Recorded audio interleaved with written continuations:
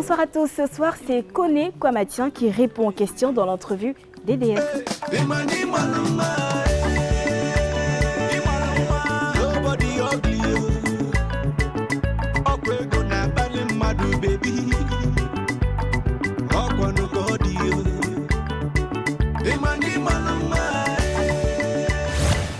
On vous surnomme Zidane, mais vous n'avez pas eu la carrière de l'ancien numéro 10 de l'équipe de France. On va dire que c'est dû à toute chose.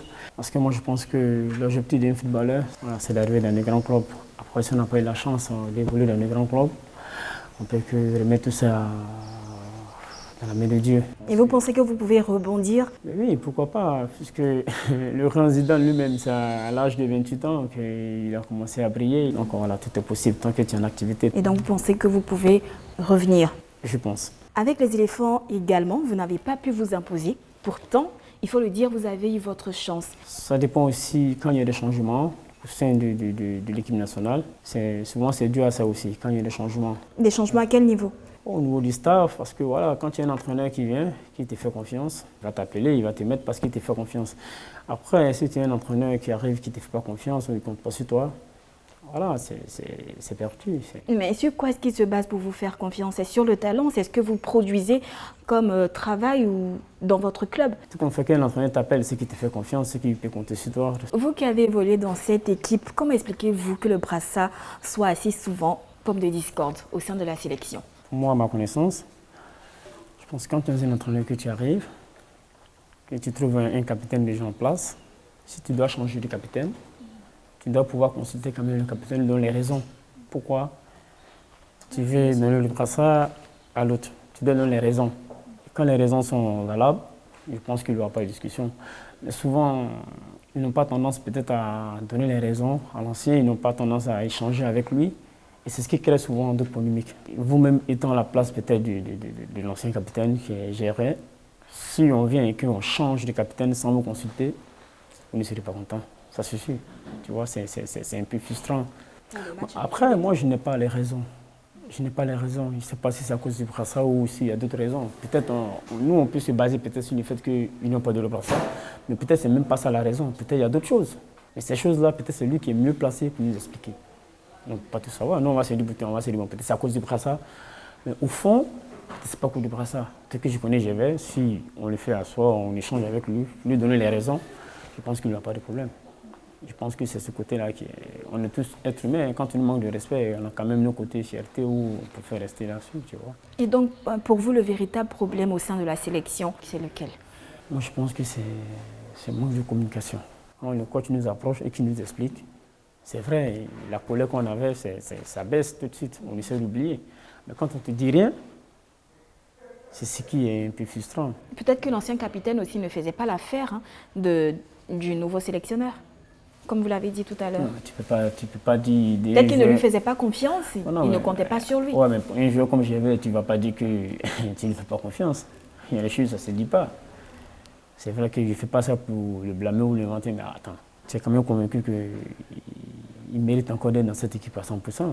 Voilà, c'est vraiment un joueur clé, un joueur important dans la sélection de la Côte d'Ivoire. Donc, on ne peut pas dire que l'entraîneur ne compte pas sur lui. Et pensez-vous que Serge Aurier peut porter le brassard comme il se doit? Et pour l'entraîneur, il pense. Selon vous? Oui, selon moi, tu sais, un capitaine, c'est celui que les gens ont beaucoup de respect pour lui. C'est quelqu'un, quand tu parles, on écoute, tu vois. Mais ça sert à rien de donner le brassard à quelqu'un dont on n'écoute pas. Ça sert à rien. Parce que le capitaine, c'est comme le représentant, c'est lui qui représente les joueurs, tu vois. Après le président, c'est le coach. Après le coach, c'est le capitaine. Alors, le capitaine est quand même important. Il faut que ce soit vraiment quelqu'un qu'on écoute. Serge Aurier n'a pas écouté en sélection? Pour là, je ne peux pas me prononcer là-dessus parce que ça fait longtemps qu'il ne fait pas partie de la sélection. Donc, au niveau de l'ambiance, il ne sait pas grand-chose. Donc, je ne peux pas trop me prononcer là-dessus. Et vous, on revient à votre carrière. Qu'est-ce qui a manqué pour vous? Parce qu'on voyait Koné Kwamatien comme le numéro 10 de l'équipe nationale. Est-ce que quelque part, Yaya Touré était un frein pour vous? Le football, c'est vrai, il y a le talent, mais aussi il y a la chance. D'accord. Et aujourd'hui, quelle est votre situation sur le plan sportif? Voilà, moi j'évolue en Grèce, dans un club de 1, Apollon. Voilà, Apollon. Je me suis engagé avec eux encore pour 2 ans. Un club bien structuré et bien organisé. Je pense qu'à partir de là, si Dieu nous accorde la chance cette année, je pense qu'à partir de là, tout peut changer.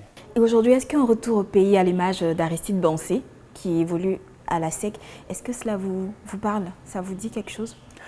Oui, moi j'ai même échangé avec les dirigeants de la SEC. Je leur ai dit que moi, ça ne me pas de venir terminer ma carrière à la SEC, tu vois. Parce que la SEC, c'est comme aujourd'hui ma famille, tu vois. C'est comme aujourd'hui ma famille, tout est parti de la SEC, tu vois. Donc c'est comme aujourd'hui ma famille. J'ai même échangé avec le président Francis une fois. Il m'a dit, comment tu vas venir terminer ta carrière? Non, président, il n'y a pas de souci. Laisse-moi jouer encore 4-5 ans et après je viens terminer ma carrière. Alors il m'a dit, tu viens trouver que sur moi. J'ai dit non, que Dieu nous épargne de ça, voilà. On met tout dans la main de Dieu. Hein. Moi, ça ne me gêne pas de venir terminer à la SEC un jour. Voilà. Au contraire, ça me ferait plaisir, voilà. Puisque c'est là que j'ai commencé. Hein. Quels sont vos prochains challenges?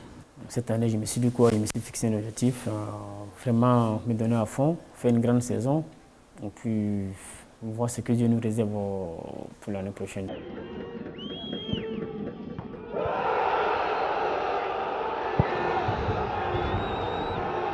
Ο Κονέ εκτελεί απευθείας με πολύ δύναμη γκολ, φοβερό! Πολύ ωραίο γκολ από τον Κονέ. Φεύγει από τα στόπερο Παρέιρο. Σέντρα του Μιλοσάβιεφ είναι καλή, η κεφαλιά, γκολ. Ο Κονέ τα κατάφερε, σκοράρει για τέταρτο συνεχόμενο εντός έδρας παιχνίδι στο 8 με μια κεφαλιά στη γωνιά του Αγριμάκη. Merci à vous, on espère que vous avez pris un réel plaisir à revoir Koné Kwamatien, le numéro 10, celui qu'on surnomme Zinedine Zidane. Merci. Suivez l'intégralité de cette émission sur rti.ci. À dimanche prochain.